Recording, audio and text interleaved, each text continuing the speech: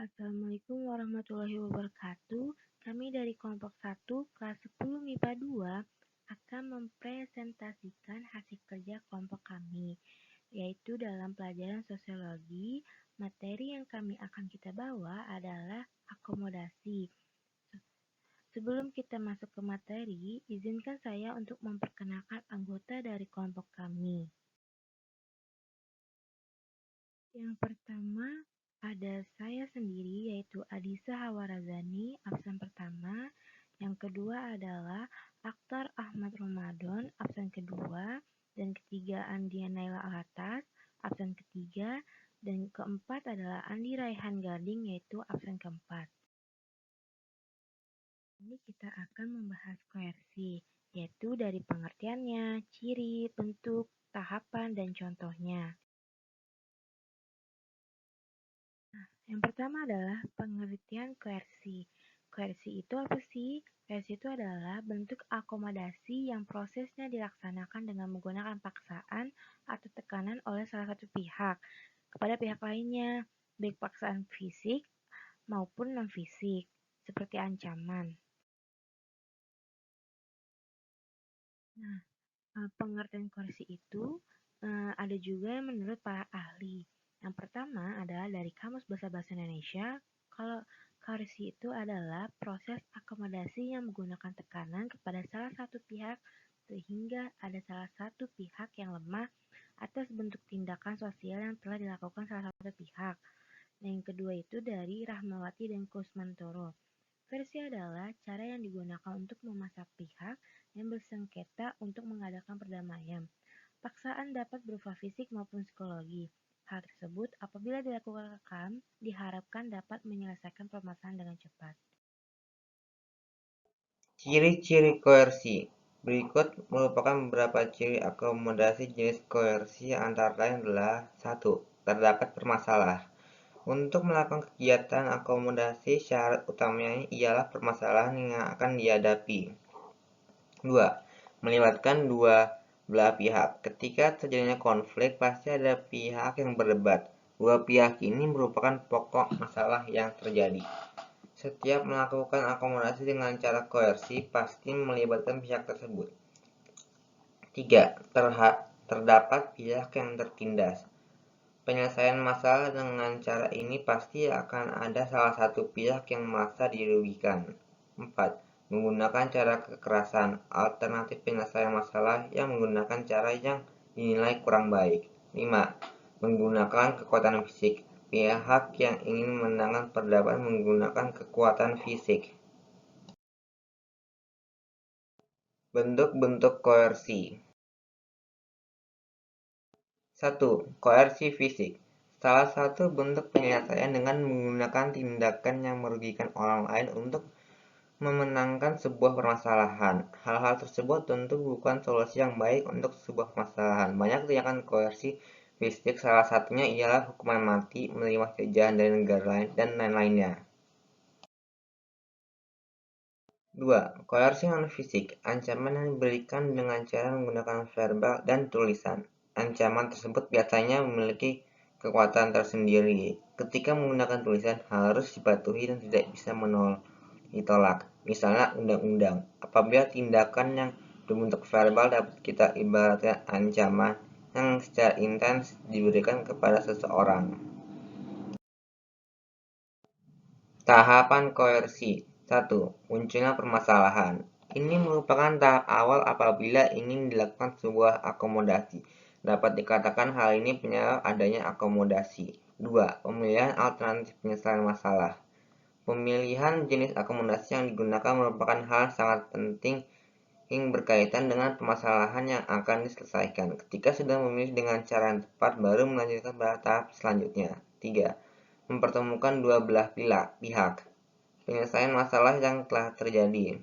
Penyelesaian masalah menggunakan cara ini biasanya banyak yang lebih pada tindakan yang memaksakan. Paksaan dapat berasal dari sebuah peraturan atau dari pihak yang salah satu pihak. 4. Pengambilan keputusan. Keputusan yang diambil bersifat sepihak yang tidak dapat ditolak. Segala hal yang telah diputuskan harus diterima dengan baik. Selanjutnya ada contoh koersi. Yang pertama, mengintimidasi. Cara yang paling cepat untuk membuat seseorang memutuskan suatu hal ialah dengan memberikan tekanan. Tekanan yang dilakukan secara terus-menerus akan membuat seseorang merasa tidak nyaman. Rasa tidak nyaman ini dimanfaatkan oleh seseorang untuk mendesak memutuskan suatu hal. Cara ini sering digunakan dalam sebuah permasalahan secara personal. Yang kedua, mengancam.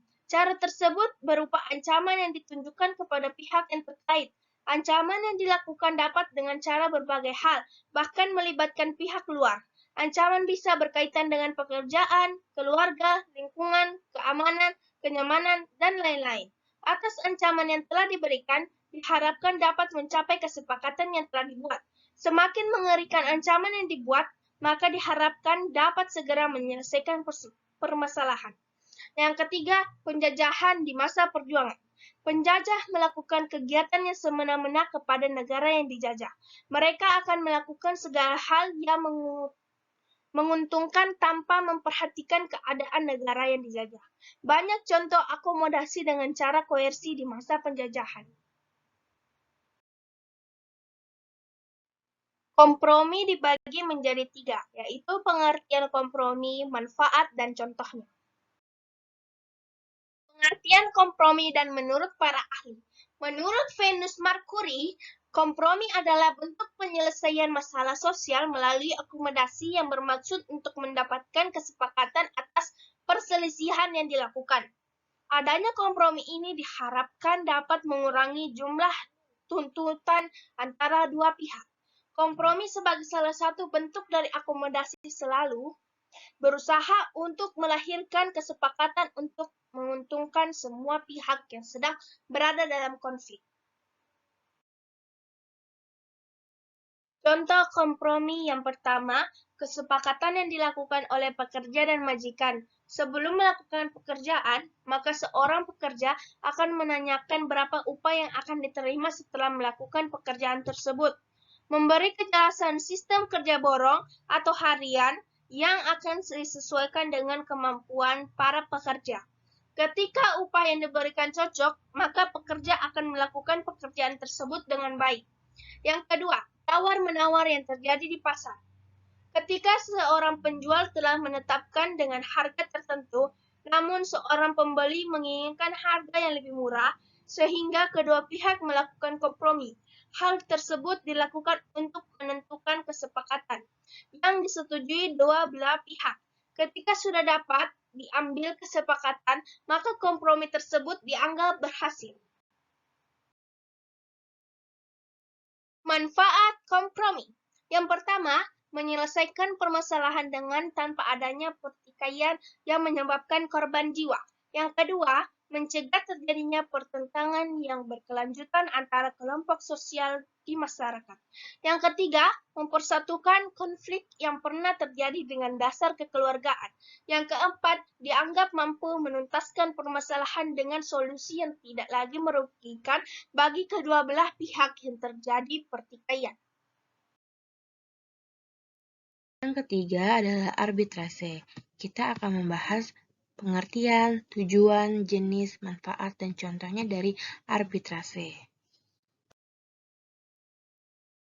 Pengertian arbitrase adalah salah satu dari berbagai metode yang bisa digunakan dalam penyelesaian sengketa.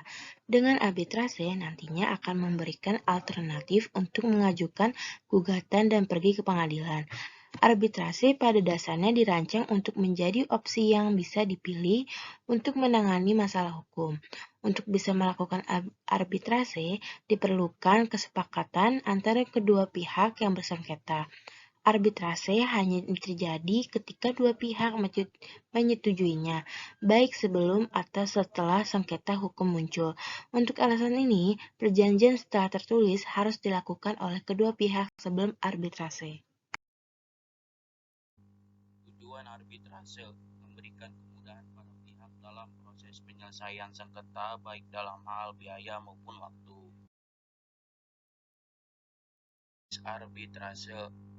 Arbitrase institusional mengambil peran mengelola proses arbitrase atau manajemen kasus. Setiap lembaga memiliki seperangkat aturan sendiri yang berkaitan dengan kerangka kerja seperti jadwal pengajuan dokumen atau produser untuk membuat aplikasi, dan lain-lain untuk membantu proses arbitrase HOTS. Arbitrase yang tidak dikelola oleh suatu institusi, para pihak akan menentukan peran mereka sendiri dalam aspek arbitrase seperti penunjukan arbiter, aturan yang berlaku, dan jadwal waktu untuk mengajukan sebagai dokumen. Manfaat arbitrase. Arbitrase bersifat pribadi. Arbitrase dapat menghemat waktu dan biaya, memberikan kemudahan para pihak dalam proses penyelesaian sengketa baik dalam hal biaya maupun waktu. Menjamin arbiter memiliki keahlian profesional dan mampu menangani perselisihan atau persengketaan.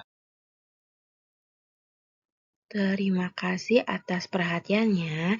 Jika ada saran, pertanyaan, maupun kritik, bisa langsung ketik di komentar. Sekian dari kelompok kami. Wassalamualaikum warahmatullahi wabarakatuh.